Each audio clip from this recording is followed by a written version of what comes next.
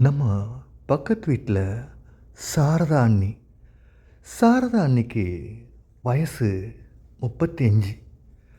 இவங்க பார்க்க ரொம்பவே நல்லா இருப்பாங்க. ஆனால் இவங்க கணவர், அவர் பார்க்கவும் நல்லா இருக்க மாட்டார். அதுவும் யார்கிட்டேயும் சரியாக பேசவும் மாட்டார். அவர் காலையில் ஒர்க்குக்கு போனார்னா நைட்டு தான் வீட்டுக்கே வருவார். இவங்களுக்குள்ள சரியான அண்டர்ஸ்டாண்டிங்கும் இல்லாமல் இருந்தது. ஒரு நாள் இவங்க அவங்க வீட்டு மாடி மேலே அப்பளம், வறுத்தல் அதெல்லாம் ப்ரிப்பேர் பண்ணிட்டு இருந்தாங்க. நானும் மாடி மேலே வந்தேன் இவங்கக்கிட்ட பேசலான்னு சொல்லிட்டு. என்ன நீ சாப்பிட்டீங்களா அப்படின்னு கேட்டேன். இல்லைப்பா, சாப்பிட்ணும், இப்போ தான் இந்த அப்பளம் இதெல்லாம் ரெடி பண்ணிகிட்ருக்கேன் அப்படின்னாங்க. சரி அப்படின்னு. அண்ணன் ஆஃபீஸ்க்கு போயிட்டாரான்னு. அவர் போயிட்டாரு அப்படின்னாங்க. இவங்களுக்கு கல்யாணம் ஆகி 4 வருஷம் ஆகுது. ஆனால் இவங்க வீட்டில் ஒரு விசேஷமும் இல்லாமல் தான் இருந்தது. எனக்கு இவங்கள பார்த்தோன்னே ரொம்ப பிடிச்சிருந்தது. அதனால் இவங்க மாடி மேலே வந்தாலோ இல்லை எங்கேயாச்சும் கடைக்கு போனாலோ நானும் அப்படியே போயிட்டு யதார்த்தமாக வந்த மாதிரி பேச ஆரம்பிப்பேன். இவங்க மேலே ஆசை இருந்தது என்னமோ உண்மைதான். ஆனால் இவங்கக்கிட்ட இன்னும் ஃப்ரெண்ட்ஷிப் ஆகணும்னு சொல்லிட்டு எண்ணங்கள் இருந்தது. ஒரு நாள் நான் மார்க்கெட்டுக்கு போயிருந்தேன். அங்கே நிறைய ஃப்ரூட்ஸ்லாம் இருந்தது. மாம்பழம், ஆரஞ்சு, ஆப்பிள் அதெல்லாமே 1 கிலோ வாங்கி என் பேக்கில் வச்சுக்கிட்டேன். சரி, இவங்க வீட்டில் போயிட்டு ஏதாச்சும் ஒரு ரீசன் சொல்லிவிட்டு இவங்க கூட ஃப்ரெண்ட்ஷிப் ஆகலான்னு சொல்லிவிட்டு இவங்க வீட்டுக்கு போனேன். அண்ணி இருக்கீங்களான்னு. இருக்கேன் அப்படின்னாங்க. இல்லை, ஃப்ரெண்டு தோட்டம் இருக்குது, அந்த தோட்டத்துலேருந்து இந்த ஃப்ரூட்ஸ்லாம் இருந்தது, எடுத்துக்கங்கன்னு. எனக்கு ஏன்பா, நீ சாப்பிடு அப்படின்னாங்க. எல்லாத்தையும் நானே எப்படி சாப்பிட முடியும் அப்படின்னு. சரி உள்ளே வா அப்படின்னாங்க. நானும் உள்ளே போனேன். இவங்க நடந்து போகும்போது இவங்க அழகையும் பார்க்க ஆரம்பித்தேன். என்னடா அண்ணி இவ்வளோ அழகாக இருக்காங்களே, நமக்கு எப்படி பேசணும்னு தெரியலையே அப்படின்னு சொல்லிட்டு இருந்தேன். அவங்கக்கிட்ட இந்த ஃப்ரூட்ஸ்லாம் கொடுத்துட்ருக்கும்போது அவங்க அப்படியே அந்த ஃப்ரூட்ஸை பார்த்துட்டு இருக்கும்போது நான் இவங்கள பார்த்துட்டு இருந்தேன். திடீர்னு அவங்க அப்படியே அந்த கண்ணை தூக்கி பார்க்கும்போது நான் இவங்கள பார்த்ததை இவங்க கவனிக்க ஆரம்பித்தாங்க. என்ன இவன் இப்படி பார்க்குறானே அப்படின்னு சொல்லிட்டு யோசித்தாங்க போல். நான் அதெல்லாம் என்ன பண்ணுறது, ஒரு விஷயம் கிடைக்கணுன்னா நம்ம வெயிட் பண்ணி தானே ஆகணும் அப்படின்னு சொல்லிட்டு இருந்தேன். அதுக்கப்புறம் நம்ம வீட்டுக்கும் வந்துட்டேன்.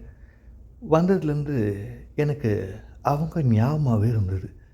என்னடா அது, மறுபடியும் ஏதாச்சும் ஒரு ரீசன் வேணுமே அப்படின்னு சொல்லிட்டு இருந்தேன். உடனே இவங்க வந்தாங்க வீட்டுக்கு. இருக்கியா அப்படின்னாங்க. இருக்கேன் அப்படின்னு. கொஞ்சம் அந்த வாட்டரோட பைப் கொடுக்குறியான்னாங்க. ஏன் உங்கள் வீட்டில் இல்லையா அப்படின்னு. இருக்குது, அந்த பைப்பு வந்து ரொம்ப லென்த்தாக இல்லை, அதனால் அந்த டேப்பில் சரியாக ஃபிட் ஆகலை அப்படின்னாங்க. சரி அப்படின்னு சொல்லிட்டு நம்ம வீட்டில் 2 பைப் இருந்தது. அந்த 2 பைப்பையும் காமிச்சேன். எது வேணும்னு பாருங்கன்னு. கொஞ்சம் ரொம்ப லென்த்தாக வேணும் அப்படின்னாங்க. நான் உடனே சொன்னேன், சரி நீங்கள் போங்க, நான் எடுத்துகிட்டு வரேன்னு சொல்லிட்டு நம்ம வீட்டிலேருந்து அந்த பைப்பை கொண்டு அவங்க வீட்டுக்கு போனேன். போனதும் அங்கே ஒரு டேப் இருந்தது. அந்த டேப்பில் ஃபிக்ஸ் பண்ணிவிட்டு நானும் அங்கே தான் நின்றுட்டுருந்தேன். அப்போ உடனே கேட்டேன், ஆமாம் உங்கள் வீட்டில் பைப் ரொம்ப லென்த்து அதிகமாகவே இல்லையே அப்படின்னு. உடனே அப்போ தான் சொல்ல ஆரம்பித்தாங்க, ஆமாம் அந்த பைப்பு அவ்வளோவா லென்த்தாக இல்லாதனால தான் தண்ணியும் சரியாக வரல அப்படின்னாங்க. அதுக்கு என்ன நீ, உங்களுக்கு எப்போ வேணுமோ சொல்லுங்கள், நான் கொண்டு வரேன், நம்மக்கிட்ட தான் லென்த்தாக இருக்குது அப்படின்னு. உடனே பார்க்க ஆரம்பித்தாங்க. என்ன இவன் நமக்கு பிடிச்ச மாதிரி தான் பேசுகிறானா அப்படின்னு சொல்லிட்டு. அதுக்கப்புறம் நான் கேட்டேன், என்ன நீ எதுவும் ட்ரீட்மெண்ட் எதுவும் பார்க்கலையா? கல்யாணம் ஆகி இவ்வளோ வருஷம் ஆகுதே அப்படின்னு. ட்ரீட்மெண்ட்லாம் அவர் எங்கேயும் வரதில்ல. எப்போ பாரு என்கிட்ட கோவப்படுறாரே தவிர, என்கிட்ட அன்பாவும் இருக்க மாட்றாரு. நான் என்ன தான் பண்ணுறது அப்படின்னாங்க. நான் உடனே இவங்க பக்கத்தில் போய் இருந்தேன். அண்ணே நீங்கள் ஃபேர் அண்ட் லவ்லி, பாண்ட்ஸ் பவுடர்லாம் போட்டிங்களா அப்படின்னேன். ஆமாம் அப்படின்னாங்க. அதான் வாசனைலாம் நல்லா இருக்கே அப்படின்னு. அவ்வளோ முகத்துக்கிட்ட வந்தா பார்க்குற அப்படின்னாங்க. ஆமாம், உங்கள் முகத்தில் போட்டிருக்க அந்த ஃபேர் அண்ட் லவ்லி வாசனை எனக்கு ரொம்பவே பிடிச்சிருக்கு அப்படின்னு. உடனே இவங்க கண்ணை மூடிக்கிட்டாங்க. எனக்கு என்ன பண்ணுறதுனே தெரியல. சரின்னு சொல்லிட்டு அப்படியே கட்டி அணைக்க ஆரம்பிச்சிட்டேன். கட்டி அணைக்க ஆரம்பித்ததும் இவங்க கேட்டாங்க, என்ன இதெல்லாம் அப்படின்னாங்க. இல்லை அண்ணி, எனக்கும் என்ன சொல்கிறதுனே தெரில. எனக்கு உங்களை பார்த்ததுலேருந்து ரொம்ப ஆசையாக இருக்குது. நான் என்ன பண்ணுறது அப்படின்னு. கொஞ்ச நேரம் இவங்க அமைதியாகவே இருந்துட்டு அப்புறம் சொல்ல ஆரம்பித்தாங்க. எனக்கும் அவருக்கும் அண்டர்ஸ்டாண்டிங்கே இல்லை தெரியுமா? நாங்கள் சந்தோஷமாக இருந்து 6-7 மாதம் மேலே இருக்குது.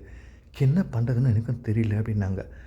நான் ஒன்று சொன்னேன், அண்ணி எனக்கும் உங்களை பிடிச்சிருக்கு. உங்களுக்கு என்ன பிடிச்சிருந்தா சொல்லுங்கள், நம்ம உங்கள் இருக்கலாம் அப்படின்னு. அன்றைக்கி நாங்கள் அப்படியே இருக்கவும் ஆரம்பித்தோம். பொதுவாகவே இந்த மாதிரி பெண்களுக்கெல்லாம் பார்த்திங்கன்னா மிடில் கிளாஸாக தான் இருப்பாங்க. மிடில் கிளாஸில் இருந்தாலும் அவங்க எதிர்பார்த்த சாப்பாடு அவங்களுக்கு வீட்டில் கிடைக்கணும். அப்படி கிடைக்காதப்போ என்னன்னா ரொம்பவே மைண்டு டிப்ரெஸ் ஆகிடுவாங்க. என்னடா இது லைஃபு, நமக்கு ஏன்டா இப்படிலாம் இருக்குது அப்படின்னு சொல்லிட்டு நினைக்கும்போது, இவங்களுக்கு புது ஃப்ரெண்ட்ஷிப் எங்கேயாவது சோஷியல் மீடியாலேயோ இல்லை பக்கத்து வீட்லேயோ இல்லை எங்கேயாச்சும் ஒர்க் பண்ணுற ப்ளேஸ்லேயோ ஒரு ஃப்ரெண்ட்ஷிப் கிடைச்சதுன்னா இவங்க சாப்பாடு அங்கே கிடைக்குன்னு சொல்லிட்டு ரொம்பவே எதிர்பார்ப்பாங்க. அப்படி அன்பு பாசத்துக்காக இருக்கிற ஆளுங்கிட்ட நம்ம ரொம்பவே அன்பாக இருந்தோம்னா நம்ம எதிர்பார்க்குற விஷயத்தை விட அதிகமான சந்தோஷம் நமக்கும் கிடைக்க ஆரம்பிப்போம். அதுக்கப்புறம் அண்ணி எனக்கு தினமும் ஃபோன் பண்ணி பேச ஆரம்பித்தாங்க. அவங்க வீட்டில் நடக்கிற விஷயங்கள், அதுக்கப்புறம் அவங்க என்ன சமைச்சாங்க, இதெல்லாம் சொல்ல ஆரம்பிப்பாங்க.